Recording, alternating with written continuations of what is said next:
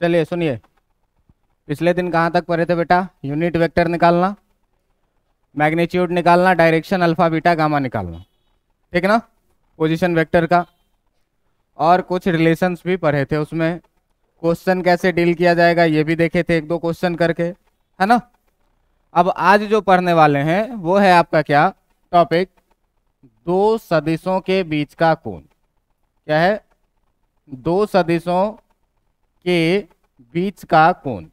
दो सदिशों के बीच कोण, सीधे सीधे बोलेंगे क्या इसको? Angle between two vectors. क्या बोलेंगे? Angle between two vectors.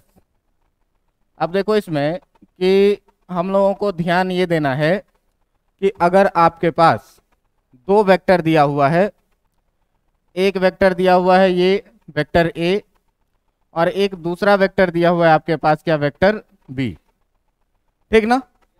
तो इस दोनों वेक्टर के बीच का आप एंगल कैसे निकालेंगे? इसको निकालने के लिए देखो बेटा, सबसे पहले ये चीज देखो कि एक टर्म क्या आता है?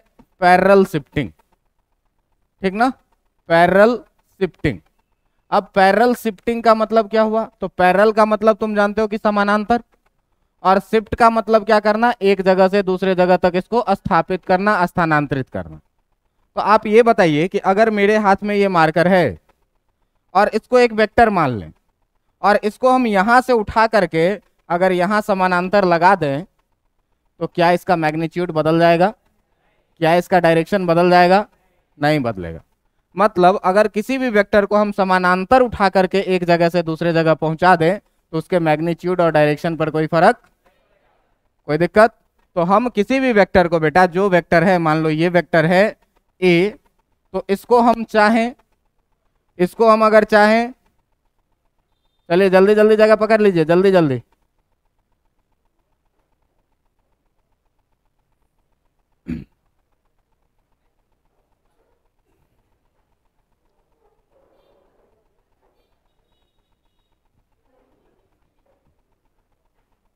हो गया? चलो देखो, तो अगर हम किसी भी वेक्टर को चाहें तो यहां से उठा करके इसको आगे पीछे ऊपर या नीचे समानांतर शिफ्ट कर सकते हैं, आराम से कर सकते हैं, क्योंकि किसी भी वेक्टर के पास दो चीज है, मैग्नीट्यूड है और डायरेक्शन है ना? तो हम लोग किसी भी वेक्टर को क्या कर सकते हैं? देखो अब ये सब चीज हम लोग लिखेंगे नहीं, बस कॉन्सेप्ट यहां से हर एक चीज का सीखना है कि वेक्टर के पास दो चीज है, एक तो मैग्नीट्यूड और दूसरा क्या? डायरेक्शन। तो पैरेलल शिफ्ट करके भाई साहब इसको हम ऊपर ले जा सकते हैं, इसको हम नीचे भी लेके आ सकते हैं, इसको हम आगे भी ले जा सकते हैं, इसको हम पीछे भी। लेकिन पैरेलल इसीलिए रखना है क्योंकि इसका डायरेक्शन बदलना नहीं चाहिए। तो अगर हम मान लो कि इसको हम यहां से उठा करके, अगर हम इसको क्या करें कि हम यहां से उठा करके पैरेलली इसके टेल को हम पहुंचा दें यहां पर, और पैरेलली हम इसके हेड को पहुंचा दें यहां पर, पैरेलल ही रखना है, तो तुम देखो कि ये वेक्टर, ये जो वेक्टर बनेगा, तो ये वेक्टर ए है, इसका मैग्नीट्यूड भी उतना ही है क्योंकि उसी को उठा के यहां ले गए हैं, इसका डायरेक्शन भी सेम है। मतलब जो ये वेक्टर ए है तो ये भी वेक्टर कितना होगा? इस पर कोई फर्क पड़ेगा क्या? अगर हम इसको उठा करके यहां से नीचे लेके आ जाएं, इसको हेड को उठा के लेके आ जाएं यहां, और इसके टेल को भी हम उतना उठा करके लेके आ जाएं, तो ये जो वेक्टर बनेगा ये भी वही वेक्टर रहेगा क्योंकि इसका भी मैग्नीट्यूड वही और डायरेक्शन भी।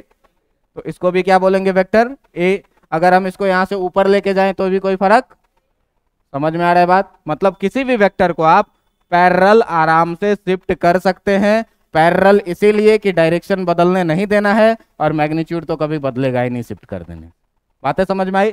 तो जब भी तुमको एंगल बिटवीन टू वेक्टर्स निकालना हो, जब भी तुमको एंगल बिटवीन टू वेक्टर्स निकालना हो, तो सबसे पहला काम क्या करना है? ये देखो, सबसे पहला काम, ये पैरेलल शिफ्टिंग में कोई दिक्कत नहीं होगा, मैं इसको घेर दे रहा हूं कि ये अलग से चीज है, ठीक है?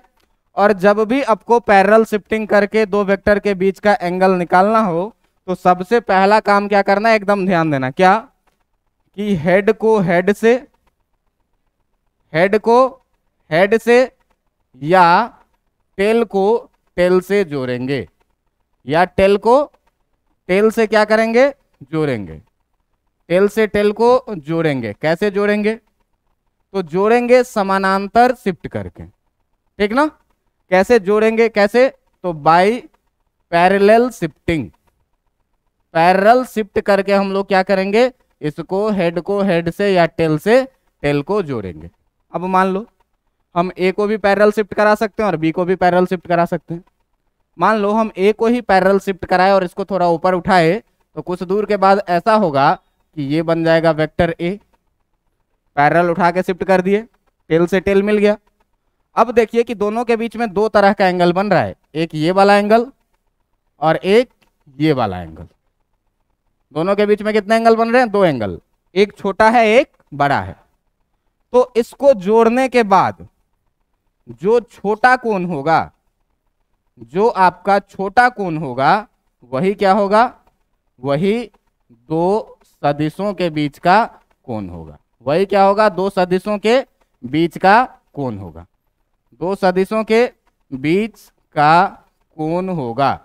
क्या करना है, सबसे पहले कि हेड से हेड को या टेल से टेल को क्या करना है, मिलाना है। कैसे, पैरेलल शिफ्ट करके। क्यों कि पैरेलल शिफ्टिंग देखो कोई टॉपिक नहीं है, कॉन्सेप्ट है बस, कि अगर मैं यहाँ खड़ा हूँ और मैं यहाँ से 4 कदम आगे चला जाऊँ तो क्या मेरे मुंडी का डायरेक्शन बदल जाएगा, क्या मेरी लंबाई बदल जाएगी, क्या मेरा मैग्नीट्यूड बदलेगा, क्या मेरा डायरेक्शन बदलेगा, नहीं बदलेगा। क्या हुआ, हम पैरेलली शिफ्ट हो गए यहाँ से यहाँ।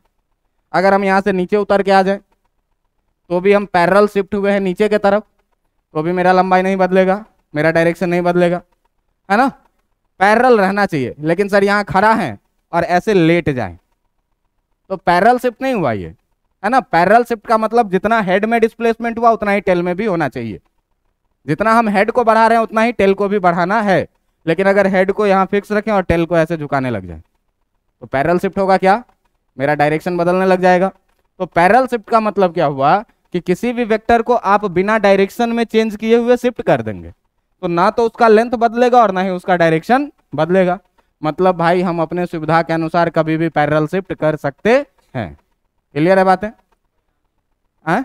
अभी नहीं कोई परिणाम ही नहीं, अभी एक ही वेक्टर है, इसी को खिसका के यहाँ ले गए थे, इसी को खिसका के नीचे लेके आए थे। ठीक है, अब देखिए कि इसमें क्या बोला कि जब भी दो वेक्टर के बीच का कोण निकालने के लिए बोले तो आप पैरेलल शिफ्ट करके या तो हेड से हेड मिलाओ या तो टेल से टेल मिलाना ज्यादा आसान रहता है, ठीक ना, और ज्यादा कारगर भी रहता है। हेड से हेड भी मिलाएंगे तो आपको कोई दिक्कत नहीं होगा, अभी मैं दिखाऊंगा बहुत जगह, है ना।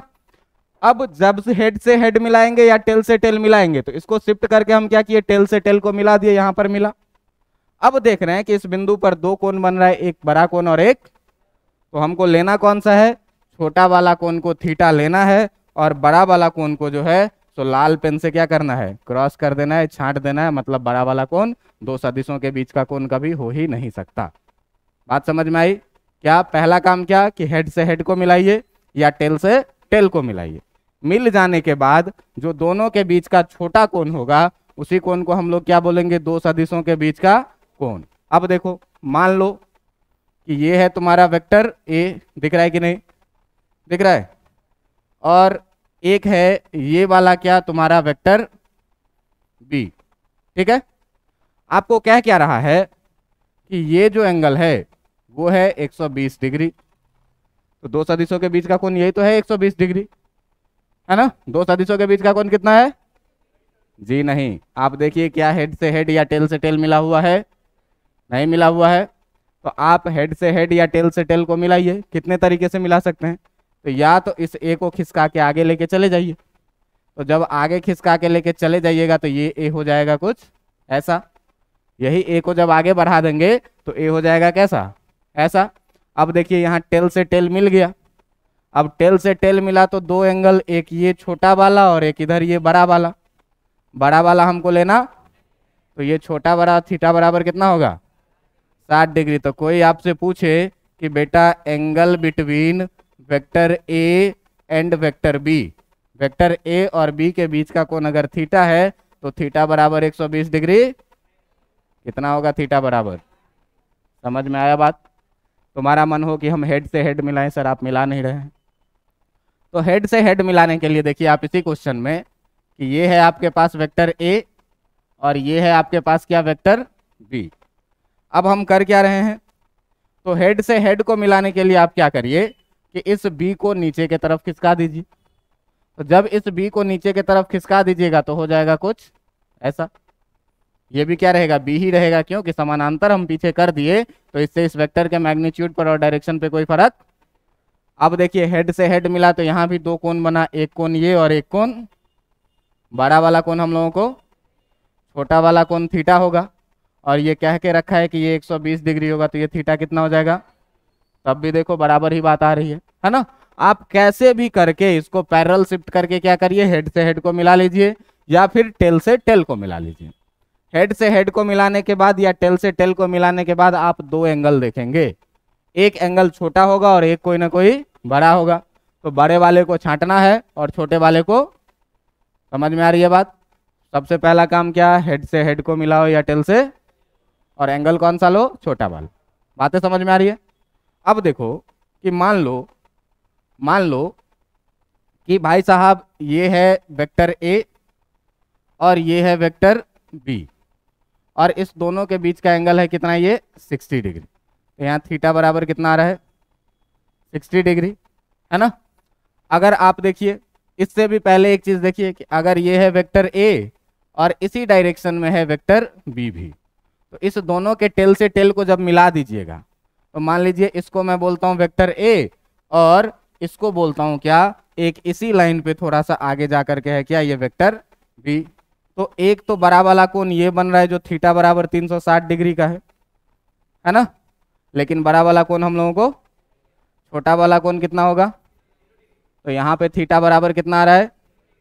अब देखो हम इसको बढ़ाते बढ़ाते कर दिए कुछ ऐसा, ये है वेक्टर ए तुम्हारा और ये है वेक्टर बी तुम्हारा। अब देखो कि यहाँ पे ये एंगल छोटा है, इसको मान लो 120 डिग्री, तो ये वाला कोण तो हमको लेना नहीं है क्योंकि ये बड़ा वाला है। इसको हम बढ़ाते बढ़ाते क्या किए, एकदम सीधा कर दिए, ये है तुम्हारा वेक्टर ए और यहाँ से जो है दूसरे कलर में ये है तुम्हारा क्या, वेक्टर बी।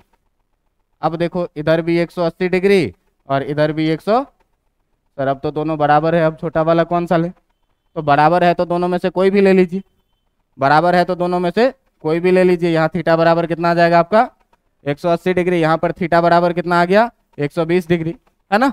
लेकिन अब देखो कि हम इसी वेक्टर को क्या कर रहे हैं, घुमाते जा रहे हैं, घुमाते जा रहे हैं, बढ़ाते जा रहे हैं, ए वेक्टर को क्या करते जा रहे हैं, बढ़ाते जा रहे हैं, बढ़ाते बढ़ाते बढ़ाते जीरो से पहुंच गए कहां पर 100। अब हम इससे अगर थोड़ा भी बढ़ाएंगे तो इस बी को आप रहने दें ऐसे ही, और इस ए को जैसे ही यहां से थोड़ा भी घुमाइएगा तो अब देखिए छोटा एंगल कौन सा हो गया, ये वाला, ये 180 से कम है। मतलब अगर दो वेक्टर के बीच का हम न्यूनतम कोण का बात करें तो कितना होगा, और अगर हम अधिकतम कोण का बात करें तो कितना होगा, 180 से ज्यादा करेंगे तो फिर छोटा वाला और घट ही जाएगा। मतलब सीधे सीधे भाई साहब बोल सकते हैं कि थीटा का वैल्यू 0 डिग्री से बड़ा या बराबर होगा और अधिकतम कितना होगा 180 डिग्री तक। ये पूरे फिजिक्स में हम लोग उपयोग करेंगे कि दो सदिशों के बीच का कोण न्यूनतम 0 डिग्री से लेकर के 180 डिग्री तक ही होगा, 270 डिग्री, 360 डिग्री, 181 डिग्री नहीं होगा। बातें समझ में आ रही है क्या, क्यों कि बेटा रूल अपना क्या कहा कि सबसे पहला काम क्या कि हेड से हेड को मिलाइए या टेल से टेल को मिलाइए, और इसको मिलाने के बाद कौन सा एंगल लीजिए, छोटा की बड़ा, छोटा वाला लीजिए। अब छोटा वाला लेने के लिए तो हम देख रहे हैं कि भाई पैरेलल लिए तो 0 डिग्री, हम ए को और थोड़ा खड़ा किए 60 डिग्री पर आया, होते होते होते और बढ़ा दिए 120 पर आया, बढ़ाते बढ़ाते एकदम अपोजिट कर दिए 180 पर आया। लेकिन 180 से अगर थोड़ा भी बढ़ाएंगे तो छोटा वाला तो अब नीचे वाला हो जाएगा, है ना। तो छोटा वाला नीचे वाला हो जाएगा, और ध्यान से देखिए ये 180 से कम है, मतलब कि न्यूनतम कोण जो होगा वो कितना 0 डिग्री, और अधिकतम कोण जो होगा वो कितना होगा, इसमें एरो है क्या, इसमें एरो है। अब देखो यहां से ध्यान से देखो इसमें कि अगर हम कोई भी वेक्टर लें, मान लो कि कोई भी वेक्टर अगर हम लेते हैं, ठीक ना, अगर हम कोई सा भी वेक्टर लेते हैं, अभी देखो कि एक वेक्टर हम बना दिए ये वेक्टर ए, ठीक है, इसका हम नाम क्या रखे, वेक्टर ए, ठीक है। अब देखो इसका कुछ भी नाम रहने दो, वेक्टर ए। अब हम एक दूसरे कलर का एक दूसरा वेक्टर ले रहे हैं। अब तुम देखते जाओ कि जब दूसरे कलर का हम वेक्टर लिए, अभी देखो जब दूसरे कलर का हम कोई दूसरा, ये टेढ़ा क्यों आ गया, अब करेंगे तो आएगा, है ना। अब देखो कलर चेंज कर दें, यहाँ,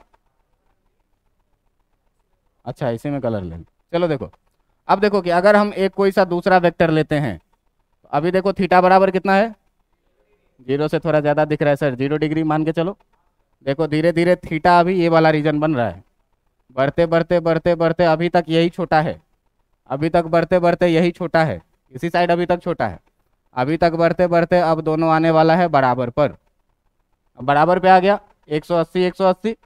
अब जैसे ही बढ़ाएंगे अब ऊपर वाला छोटा हो गया, 180 से कम, मतलब थीटा का न्यूनतम वैल्यू कितना था 0 और अधिकतम वैल्यू कितना आया। बातें समझ में आ गई कि नहीं आ गई। तो थीटा का वैल्यू मिनिमम होगा कितना 0 डिग्री और मैक्सिमम होगा कितना 180 डिग्री। ठीक है, कोई दिक्कत नहीं, कोई दिक्कत, इतना में तो कोई दिक्कत नहीं होगा। अब देखो कि अभी तक जो हम लोग सीखे उसमें एक कॉन्सेप्ट सीखे क्या, कि दो सदिशों के बीच का कोण हम लोग कैसे निकालेंगे। तो सबसे पहला काम क्या कहे आपको कि समानांतर किसी भी वेक्टर को शिफ्ट कर देने से उसके मैग्नीट्यूड और डायरेक्शन पे कोई फर्क। दूसरा बात मैं क्या बताया कि दो सदिशों के बीच में जैसे ही कोण निकालना है तो सबसे पहला काम क्या करो, हेड से हेड को जोड़ो या फिर टेल से, कोई दिक्कत इसमें।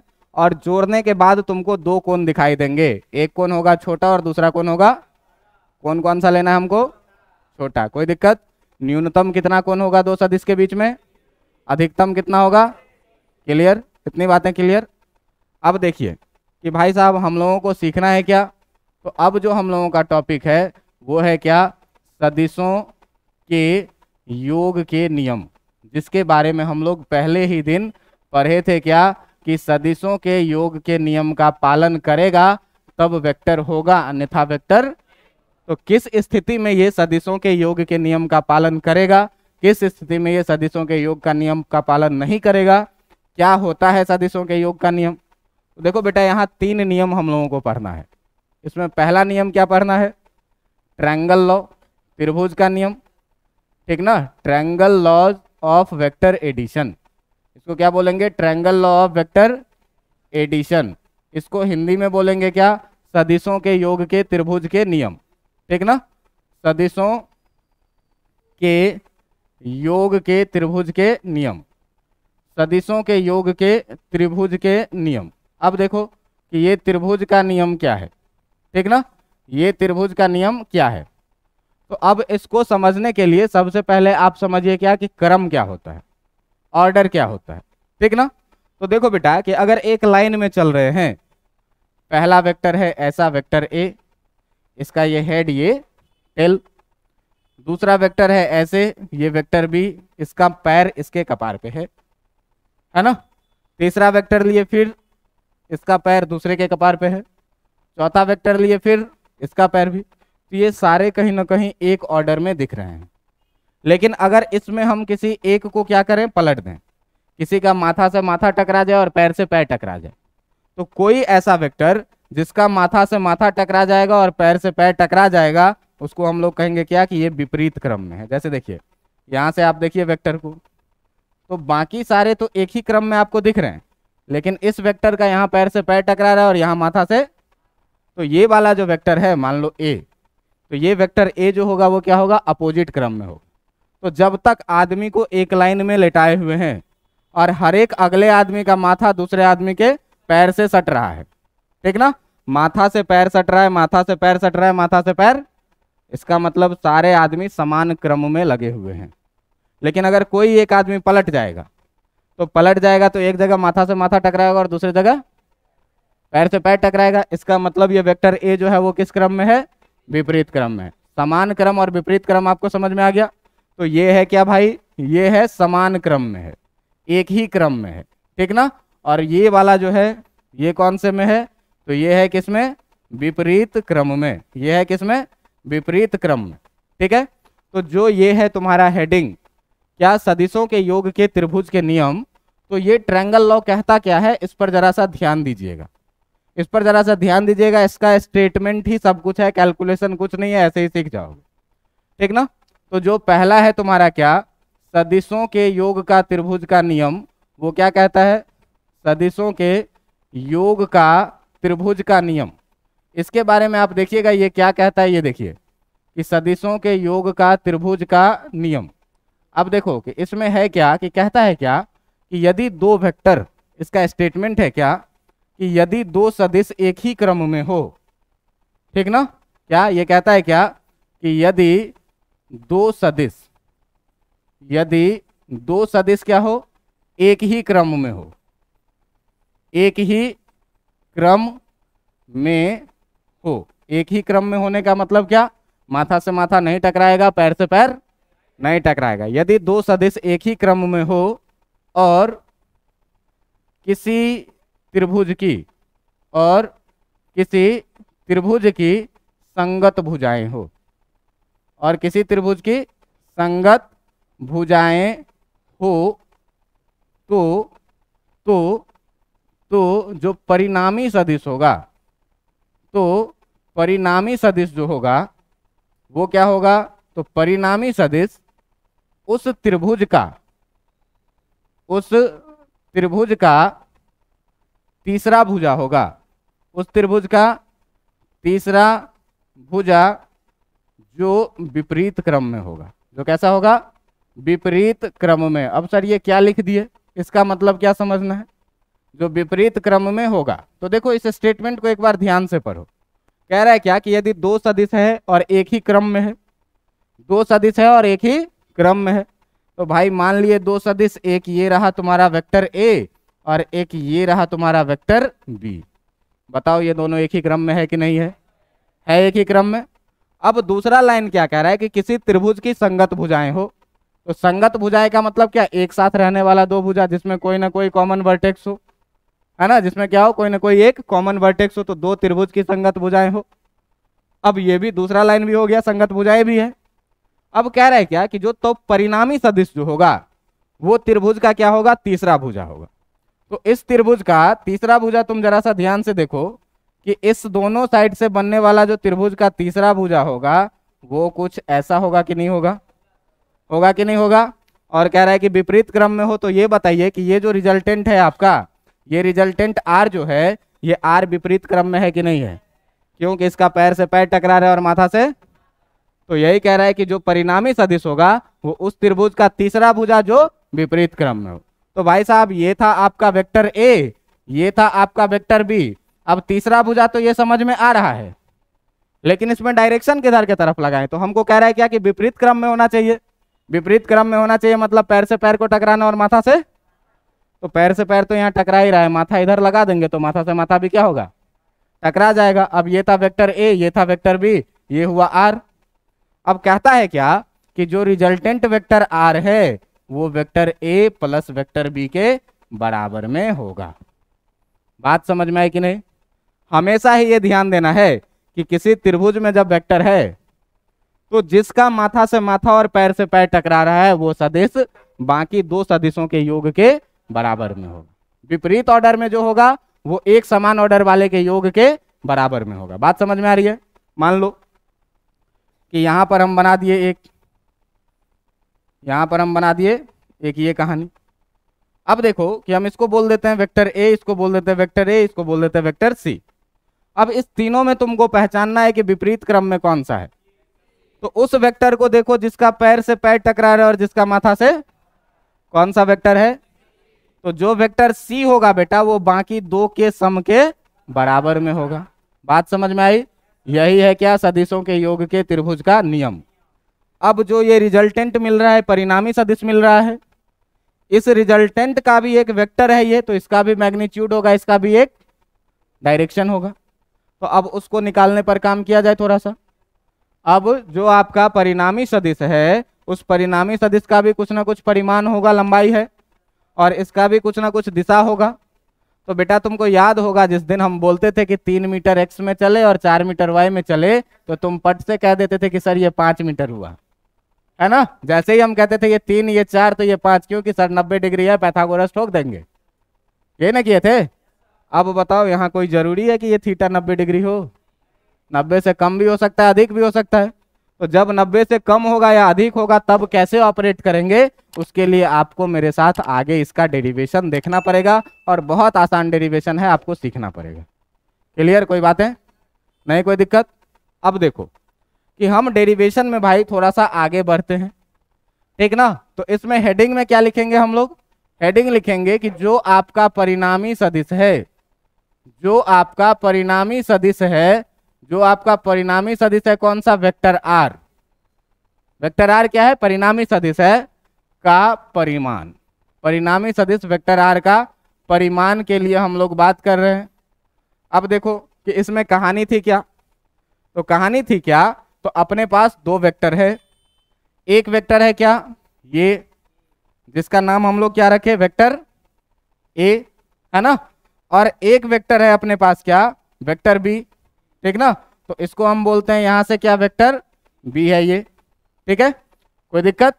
ये है क्या, वेक्टर बी। अब देखो कि ये जो दो वेक्टर है, ये जो दो वेक्टर है तुम्हारे पास ए और बी, इस दोनों वेक्टर का मैग्नीट्यूड तुमको पता होगा, डायरेक्शन तुमको पता होगा, पीछे निकालना तुमने सीखा है।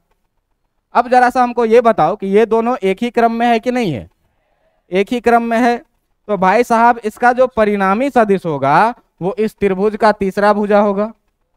इस त्रिभुज का कौन सा भुजा होगा, तीसरा भुजा होगा। अब देखो तीसरा भुजा कहां से लेना है, तीसरा भुजा ये होगा जो विपरीत क्रम में होगा, तीसरा भुजा ये होगा जो इसके क्या होगा, विपरीत क्रम में होगा।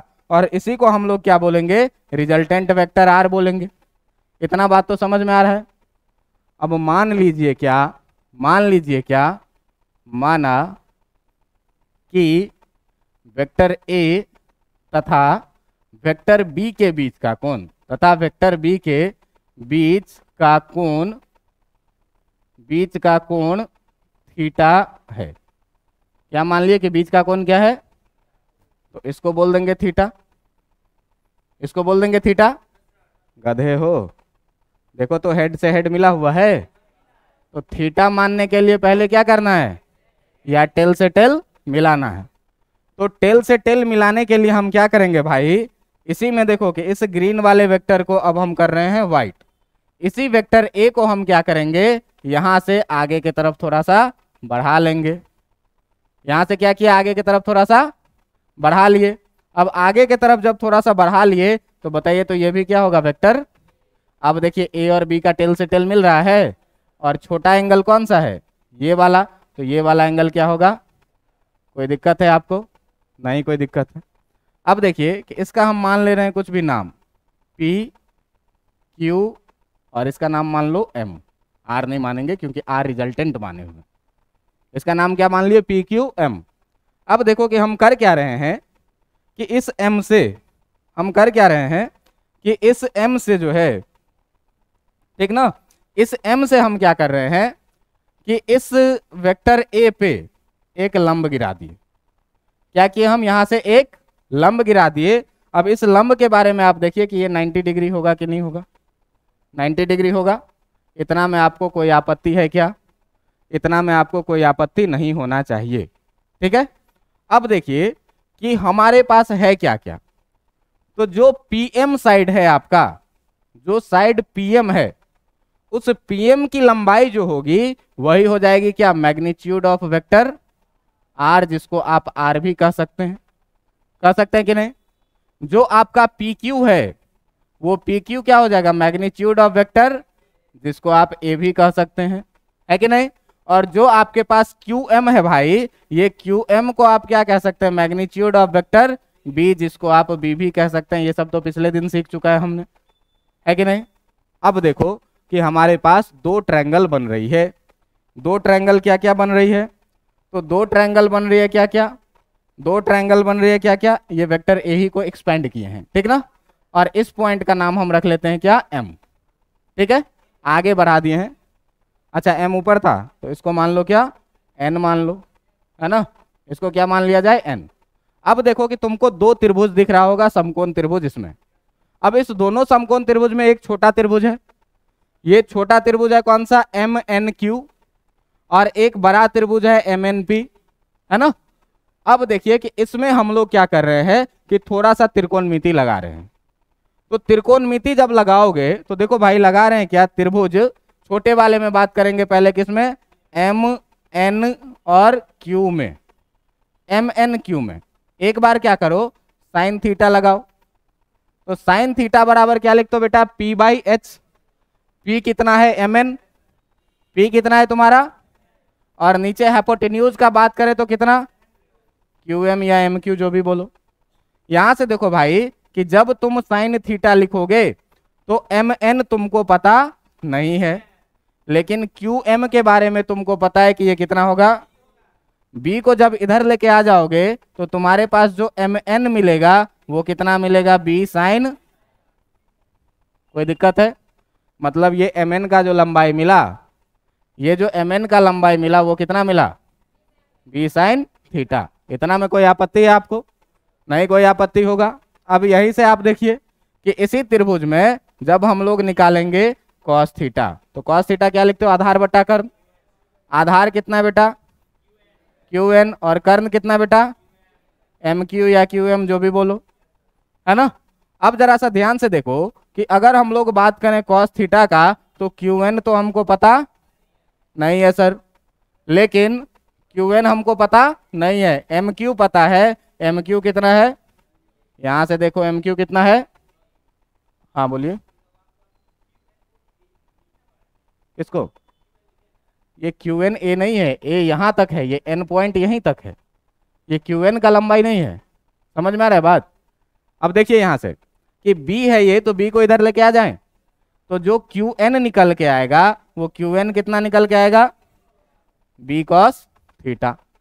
यहां से हमको एम एन और क्यू एन का भी वैल्यू मिल गया कि यहां से यहां तक का जो ये डिस्टेंस है ये कितना है, बी कॉस थीटा के बराबर में। अब जरा सा देखो कि बड़े वाले त्रिभुज में हम लोग पाइथागोरस थ्योरम लगा सकते हैं कि नहीं। इस पूरे में ये पी एन हो जाएगा आधार, ये एम एन हो जाएगा लंब, और ये पी एम हो जाएगा क्या, लिख सकते हैं कि नहीं लिख सकते हैं, लिख सकते हैं। अब जरा सा बात को आगे बढ़ाते हैं क्या भाई, तो बात को आगे बढ़ाते हैं क्या, कि बात को आगे बढ़ाते हैं क्या कि त्रिभुज पी एम एन में, पी एम एन में पाइथागोरस थ्योरम तुम लोग जानते हो क्या होता है कि कर्ण का स्क्वायर यानी कि पी एम का जो स्क्वायर होगा वो बराबर आधार का स्क्वायर प्लस लंब के स्क्वायर के बराबर में होगा। तो आधार कितना है, पी एन और पी एन का स्क्वायर और प्लस एम एन का, लिखेंगे कि नहीं लिखेंगे, कितना लिखेंगे। अब हमको ये बात बताइए कि यहाँ से यहाँ तक डायरेक्ट पी एन है, तो इस पी एन को P Q plus Q one लिख सकते हैं कि नहीं लिख सकते हैं, लिख सकते हैं कि नहीं। एक के बार बड़का लाठी को छोटका छोटका दो लाठी में लिखेंगे। समझ में आ रहा है बात? अब देखिए कि इसको भाई साहब जब आप लिखिएगा पी एम का स्क्वायर बराबर पी एन को क्या लिखेंगे, P Q plus Q N का होल स्क्वायर और प्लस एम एन का स्क्वायर, लिखेंगे कि नहीं लिखेंगे। अब देखो कि पी एम भी तुमको पता है, पी क्यू भी तुमको पता है, क्यू एन भी तुमको पता है, और एम एन भी तुमको पता है। सबका वैल्यू वहां रख देंगे, है ना। तो रखने से पहले क्या करते हैं, इस कहानी को पूरा को हम लोग क्या करते हैं, सॉल्व करते हैं। तो सॉल्व करने में आपके पास था क्या, देखिए आपके पास था क्या, P M square equal to P Q plus Q N का होल स्क्वायर और प्लस एम एन का स्क्वायर, है ना। अब देखो इसको जब सॉल्व करोगे तो पी एम का स्क्वायर बराबर, इसको ए प्लस बी के होल स्क्वायर पे तोड़ दूं, क्या होगा, A square plus B square और plus 2 into P Q into Q N, होगा कि नहीं होगा, और प्लस एम एन का स्क्वायर। अब देखो कि सबका वैल्यू हमको पता है, पीएम के बारे में तुमको पता था कि ये कितना होता है, इक्वल टू, पी क्यू के बारे में भी तुमको पता है, देखो पी क्यू कितना है तुम्हारा, ए है। तो जब पी क्यू को बोलोगे ए तो कितना लिखोगे इसको, A square plus Q N के बारे में देखो, Q N B cos theta, Q N कितना है, बी कॉस थीटा। तो जब क्यू एन है भाई साहब बी कॉस थीटा, तो इसको आप बी कॉस थीटा का होल स्क्वायर लिखेंगे कि नहीं, प्लस 2 इंटू पी क्यू। तो पी क्यू के जगह पर है कितना, देखो ध्यान से, पी क्यू के जगह पर है कितना, ए है। तो पी क्यू के जगह पर हम लोग क्या डाले, ए डाले, क्यू एन के जगह पर अब ये डाले कितना, बी कॉस थीटा, है ना। और एम एन का भी वैल्यू हम लोगों ने निकाला है कितना, देखो एम एन का वैल्यू कितना निकाला है, बी साइन थीटा। तो इस सब का वैल्यू जब पुट कर दिए भाई बी साइन थीटा, हमको ए पता था, बी पता था और थीटा पता था। दो वेक्टर दिया है तो दो वेक्टर का मैग्नीट्यूड कितना है ये पता है, दोनों के बीच का कोण कितना है ये हमको क्या है पता है, तो हमको रिजल्टेंट आर निकल जाएगा कि नहीं निकल जाएगा यहाँ से। अब देखो इसी को जब सॉल्व करोगे तो ये हो जाएगा कितना, R square equal to A square plus इसको भाई B square cos square theta लिख लूं तो कोई दिक्कत, प्लस इसको एक साथ में 2ab कॉस थीटा लिख लूं तो कोई दिक्कत, प्लस इसको B square sine square theta लिख दूं तो कोई दिक्कत। अब इसको और इसको एक साथ लिख लो, तो जब एक साथ लिखोगे तो R square equal to A square plus B square common कर लो, उधर से बचेगा कितना साइन स्क्वायर थीटा और इधर से बचेगा कितना प्लस कॉस स्क्वायर थीटा और प्लस कितना 2ab कॉस थीटा, कोई दिक्कत इसमें। अब देखो ये sign square theta plus cos square theta कितना होता है, ये तो 10वीं क्लास में पढ़े हो। जब 10वीं क्लास में पढ़े हो तो भाई R square equal to A square plus B square में 1 से गुना करेंगे तो कोई फर्क, तो A square plus B square plus 2ab cos theta लिखेंगे कि नहीं लिखेंगे, और स्क्वायर इधर से हटाएंगे भाई तो आर इक्वल टू एक बड़ा सा छाता डालेंगे और इसमें ए स्क्वायर प्लस बी स्क्वायर और प्लस 2ab कॉस थीटा लिखेंगे कि नहीं लिखेंगे। यही हो गया कि आपका मैग्नीट्यूड का रिजल्टेंट। अब थीटा पता रहेगा, ए पता रहेगा, बी पता रहेगा, कहेगा बताओ रिजल्टेंट कितना बड़ा हुआ, तो 90 डिग्री पे था तो 5 कह देते थे, अब कितना भी डिग्री पे रहे तो कह देंगे कि कितना होगा। बात समझ में आई कि नहीं आई, बात समझ में आई कि नहीं।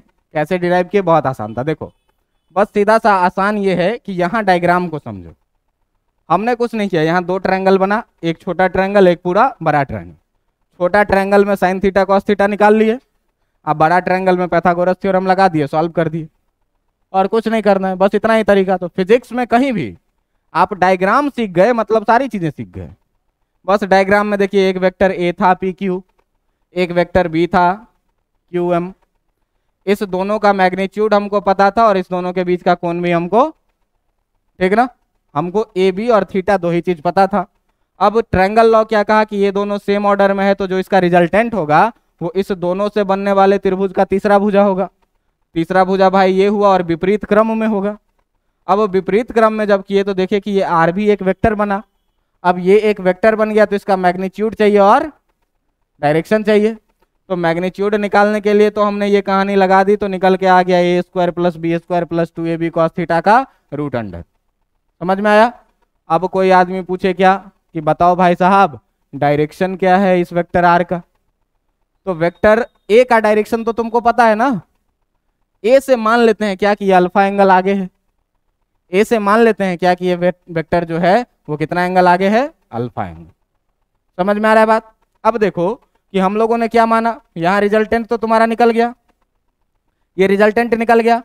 अब देखो कि यदि हम लोग बात करेंगे किस चीज का, परिणामी सदिश, जो आपका परिणामी सदिश है उस परिणामी सदिश के दिशा का, परिणामी सदिश वेक्टर आर का दिशा, अगर हम लोग दिशा के लिए बात करेंगे, डायरेक्शन के लिए बात करेंगे, तो मानते हैं क्या कि माना कि वेक्टर ए तथा वेक्टर आर के बीच का कोण के बीच अल्फा कोण है, दोनों के बीच कितना कोण है, देख लो भाई यहाँ पे ध्यान से जरा सा, देख लो यहाँ पे जरा सा ध्यान से, टेल से टेल मिला हुआ है आर और ए का, और छोटा वाला कोण को ही मैंने क्या माना है, मतलब वेक्टर ए और वेक्टर आर के बीच का कोण कितना है।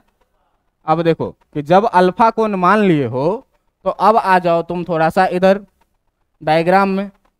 डायग्राम में देखो कि हम जब tan अल्फा लिखेंगे तो परपेंडिकुलर बाय बेस लिखेंगे कि नहीं लिखेंगे, तो जब डायग्राम में भाई परपेंडिकुलर बाय बेस लिखेंगे तो हम लिख रहे हैं क्या, tan अल्फा बराबर परपेंडिकुलर, परपेंडिकुलर था तुम्हारा कितना, देख लो जरा सा ध्यान से, परपेंडिकुलर mn और बेस pn है ना, कितना लिख रहे हैं mn बाय pn, ठीक है। अब देखिए कि यहां से जब tan अल्फा का वैल्यू लिखेंगे तो mn को mn ही रहने देते हैं और pn को आप फिर से दो भाग में लिखिए, pq प्लस qn। तो जब pq प्लस qn लिखिएगा तो इसको भी कितना लिख देंगे, P Q plus Q N. अब देखो सबका वैल्यू रखो, तो यहाँ से tan अल्फा मिलेगा। एम एन का वैल्यू कितना था, देखो एम एन का वैल्यू कितना था, B sine theta, B sine theta है ना, B sine theta. M N का वैल्यू है कितना, बी साइन थीटा।